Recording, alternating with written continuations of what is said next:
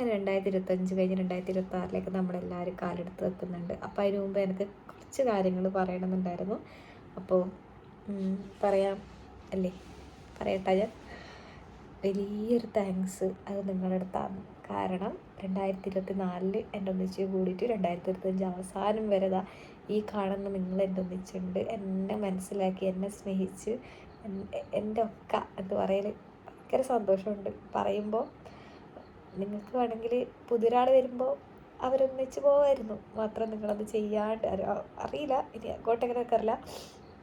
പക്ഷേ എന്നെ കമൻസിലൂടെ നിങ്ങൾ എനിക്ക് തരുന്ന ഓരോ ഇതും ഞാൻ കാണുന്നുണ്ട്. എനിക്ക് നേരിട്ട് കാണാൻ കഴിയുന്നില്ല എന്നില്ല, പക്ഷേ നിങ്ങൾക്ക് വേണ്ടി ഞാൻ പ്രാർത്ഥിക്കുന്നുണ്ട്. എന്നെ അങ്ങനെ ഒന്നിച്ചെന്നെ ചേർത്ത് പിടിച്ചതിന് എൻ്റെ 2025 നിങ്ങൾ എൻ്റെ ഒന്നിച്ചിട്ട് എന്ന് പറയുന്നതിലൊക്കെ അഭിമാനമുണ്ട്, സ്നേഹമുണ്ട്.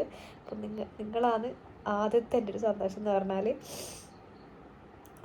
അപ്പോൾ 2025 എൻ്റെ ജീവിതത്തിൽ വന്ന കുറേ സന്തോഷങ്ങളുണ്ട്. അതിലൊന്നാണ് നിങ്ങൾ എൻ്റെ വിട്ടിട്ട് പോയിട്ടില്ല എന്നുള്ളത്. രണ്ടാമത്തെന്ത് പറഞ്ഞാൽ, നിങ്ങൾക്കറിയാം 2025 ഞാൻ ഏഷ്യാനിലെ ഏറ്റവും നല്ല വലിയ റിയാലിറ്റി ഷോയിൽ പങ്കെടുക്കുന്നത്, സ്റ്റാർ സിംഗറിൽ. അതിന് കാരണം എൻ്റെ സർഗോ സാറാണ്. അപ്പോൾ സർഗോ സാറിന് സ്പെഷ്യൽ താങ്ക്സ്. കാരണം അത് എൻ്റെ ജീവിതത്തിൽ വലിയൊരു മാറ്റം കൊണ്ടുവന്നു. എൻ്റെ പാട്ട് മാത്രം കേട്ടുകൊണ്ടായി ഇപ്പം എൻ്റെ വർത്താനവും കേൾക്കാൻ തുടങ്ങി. ആ ഒരു തരത്തിൽ എന്നെ ഇഷ്ടപ്പെടാൻ തുടങ്ങി, എൻ്റെ വർത്താനം ഇഷ്ടപ്പെടാൻ തുടങ്ങി. പിന്നെ ഞാൻ ഏറ്റവും ഇഷ്ടപ്പെടുന്ന ചിത്ര ചേച്ചി, മോഹൻലാൽ, മഞ്ജു ചേച്ചി, വിധുപ്രതാപ്, നമ്മുടെ സിത്തുമണി, എല്ലാവരും സ്റ്റാർ സിംഗറത്തെ ഓരോ ആൾക്കാരെയും എനിക്ക് 2025 ഭയങ്കര സ്പെഷ്യലാക്കി തന്നു. അപ്പോൾ അതിന് കുറേ താങ്ക്സ് എൻ്റെ സർഗോ സാറിനുണ്ട്, എന്നെ അങ്ങനെ ഒരു അവസരമൊക്കെ തന്നതിന്. അപ്പോൾ അത് സ്വീകരിച്ച എല്ലാവർക്കും താങ്ക്സ്. പിന്നൊരു സംഭവം, വലിയൊരു സംഭവം എന്ന് പറഞ്ഞാൽ, എൻ്റെ ജീവിതത്തിൻ്റെ എൻ്റെ പാതി, എൻ്റെ കുഞ്ഞുമോൾ എൻ്റെ കയ്യിലേക്ക് 2025 അവസാനമാണ് എത്തുന്നത്.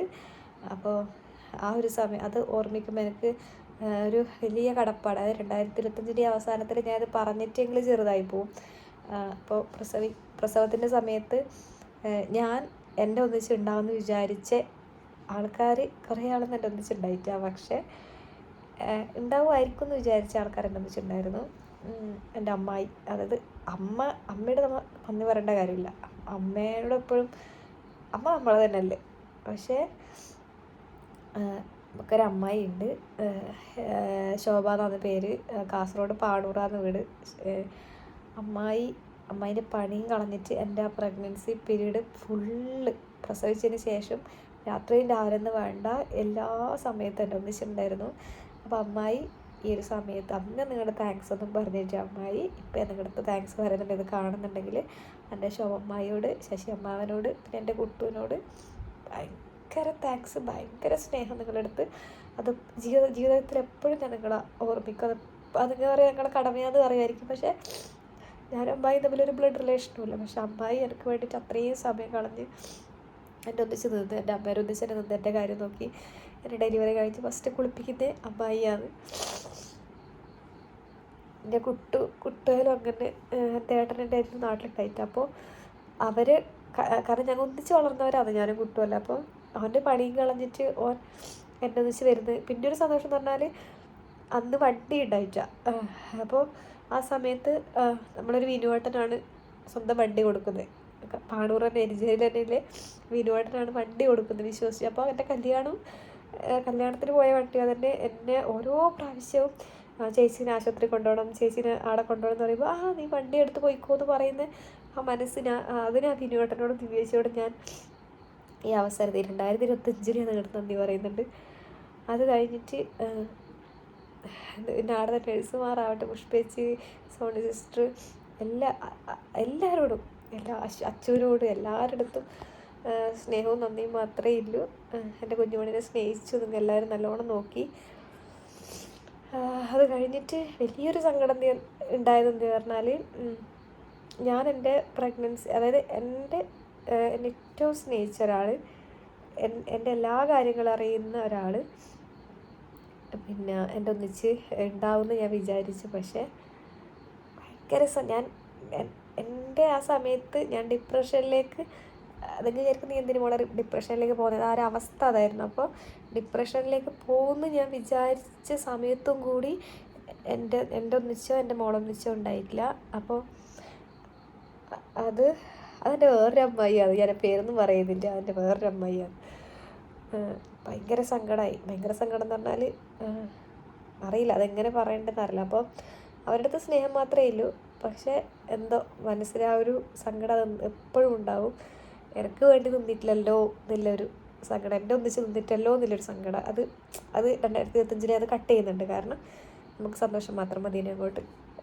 അത് കഴിഞ്ഞിട്ട് പിന്നെന്ന് പറയാനില്ല, എൻ്റെ ആരതി നിങ്ങൾ കാണുന്നുണ്ടാവും, എൻ്റെ പാട്ടിലെല്ലാം എന്നെ ഒന്നിച്ചിരിക്കുന്ന ആരതിനെയൊക്കെ കാണുന്നുണ്ടാവും. ഓക്ക് ഒന്നിൻ്റെ കേടുന്ന എനിക്കറിയില്ല ഇപ്പോഴും. ഓളെൻ്റെ അറിയില്ല, ഓളത്തേക്ക് ഒന്നും പറയാനില്ല.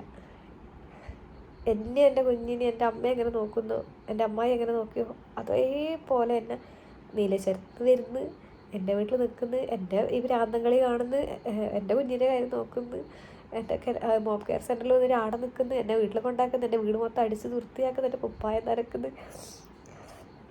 ഭാഗ്യം ചെയ്യണം അങ്ങനെയല്ലോ എല്ലാ ഫ്രണ്ട്സിനെ കിട്ടാൻ. ഞാൻ ആ ഒരു കാര്യത്തിൽ ഞാൻ ഭയങ്കര ഭാഗ്യം ചെയ്ത ഒരാളാണ്.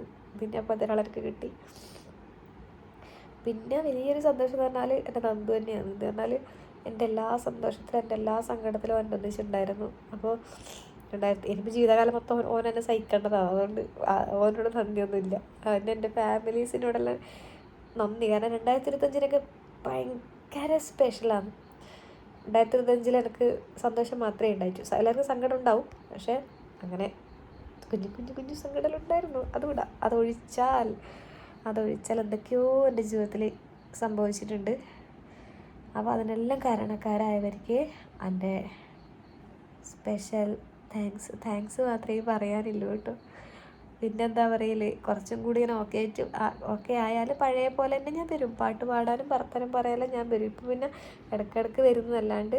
ഇപ്പോൾ എല്ലാവർക്കും അറിയുമല്ലോ, അമ്മയായാൽ എന്തെല്ലാം എങ്ങനെ ആവുന്നതിൽ ഏകദേശം അത് കണ്ടിട്ടും അനുഭവിച്ചിട്ട് എല്ലാവർക്കും അറിയാം. അപ്പോൾ എനിക്ക് കുറേ സമയം എനിക്ക് ഇവർക്ക് കൊടുക്കണം. അതിൻ്റെ ഇടയിൽ മാത്രമേ എനിക്ക് സോഷ്യൽ മീഡിയ കൈകാര്യം ചെയ്യാൻ കഴിയൂ. കാരണം ഇതല്ല എൻ്റെ പ്രയോറിറ്റി. എൻ്റെ ഏറ്റവും വലിയ പ്രയോറിറ്റി എന്ന് പറഞ്ഞാൽ എൻ്റെ കുഞ്ഞും എൻ്റെ ഫാമിലിയാണ്. അപ്പോൾ അത് കഴിഞ്ഞിട്ട് ഞങ്ങളുടെ ചെറിയ ചെറിയ സന്തോഷങ്ങളെല്ലാം പങ്കുവെക്കാൻ വേണ്ടി നിങ്ങളുടെ അടുത്തേക്ക് ഞാൻ വരും. അപ്പോൾ എന്തായാലും കുറേ താങ്ക്സ്. എന്തിനു പറഞ്ഞാൽ എന്നെ മനസ്സിലാക്കിയതിന്, എന്നെ ഒക്കെ നിന്നതിന്, ഇപ്പോഴും എന്നെ ഒന്നിച്ച് നിൽക്കുന്നതിന്, എൻ്റെ പാട്ട് കേൾക്കുന്നതിന്, എൻ്റെ വർത്തമാനം കേൾക്കുന്നതിന്, എൻ്റെ വികടത്തിനെ മൊത്തം സഹിക്കുന്നതിന്, എന്തെങ്കിലും ഒരു വീഡിയോ ഇടുമ്പോൾ അതിന് കമൻസ് പറയുന്നതിന്, എല്ലാവരുടെ അടുത്തൊക്കെ സ്നേഹം മാത്രമേ ഉള്ളൂ. ഫേസ്ബുക്കിലായാലും ഇൻസ്റ്റാഗ്രാമിലായാലും യൂട്യൂബിലായാലും എനിക്ക് എൻ്റെ ഫാമിലി എന്ന് പറയാം, എൻ്റെ ബന്ധക്കാർ പറഞ്ഞാൽ കുറേ ആൾക്കാരുണ്ട്. അതായത് എൻ്റെ ആരെങ്കിലും നെഗറ്റീവ് പറഞ്ഞാൽ അതിന് ചോദ്യം ചെയ്യാൻ വേണ്ടി കുറേ ആങ്ങളമാരും അമ്മമാരും അച്ഛന്മാരിലുണ്ടെന്ന് എല്ലാവരും ഓർമ്മിക്കണം. അപ്പോൾ എല്ലാവർക്കും 2026 ഭയങ്കര ഉഷാറാവട്ടെ. സങ്കടങ്ങളെല്ലാം ഉണ്ടാവും, അപ്പോൾ അതെല്ലാം തരണം ചെയ്യാൻ നിങ്ങൾക്ക് കഴിയട്ടെ. എന്താ പറയൽ, നമുക്കത് നല്ലതേ വരും. അത്രയും ടാറ്റ.